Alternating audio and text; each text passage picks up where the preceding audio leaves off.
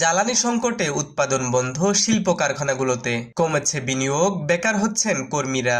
সব মিলিয়ে স্থবিরতা নেমে এসেছে অর্থনীতিতে। সরকারের 6 মাসের বিশ্লেষণে এমন মতামত তুলে ধরেছে বেসরকারি গবেষণা সংস্থা সিপিডি।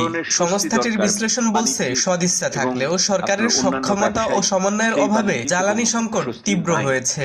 পাশাপাশি অর্থের সংস্থা না মেলায় গত 6 মাসে ছোট বড় অন্তত 95টি শিল্প কারখানা বন্ধ হয়েছে। এই সময়ে বিভিন্ন খাতে চাকরি হারিয়েছেন 62,000-এর মতো শ্রমিক, যা উদ্বেগ বাড়াচ্ছে জাতীয় আয় অর্থনীতিতে।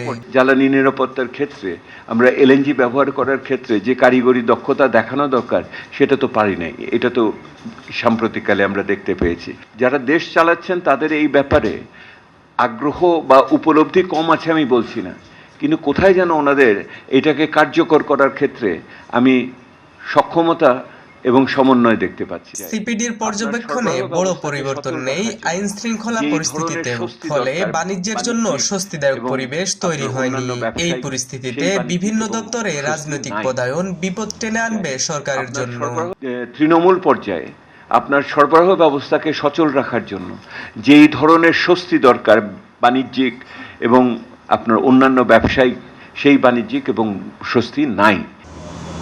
এরই মধ্যে ঋণগ্রস্ত দেশে পরিণত হয়েছে বাংলাদেশ। তাই নতুন করে ঋণ নেওয়ার ক্ষেত্রে আরও সতর্ক থাকার পরামর্শ সিপিডির। সেই সাথে রাজস্ব আদায়ে বন্ধর গতি চলতি অর্থ বছরে 1.5 লক্ষ কোটি টাকা কম হতে পারে বলে ধারণা করছে সংস্থাটি।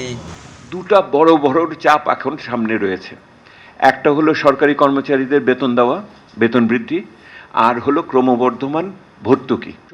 জ্বালানি সংকট মোকাবেলায় স্থানীয় উৎসে অনুসন্ধান বাড়ানোর জোর দেয় সিপিডি। শিল্পের সাথে জ্বালানিযুক্ত, জ্বালানির সাথে বাণিজ্যযুক্ত। হিমুর রহমান, নিউজ বাংলা.নিউজ, ঢাকা। সচল রাখার জন্য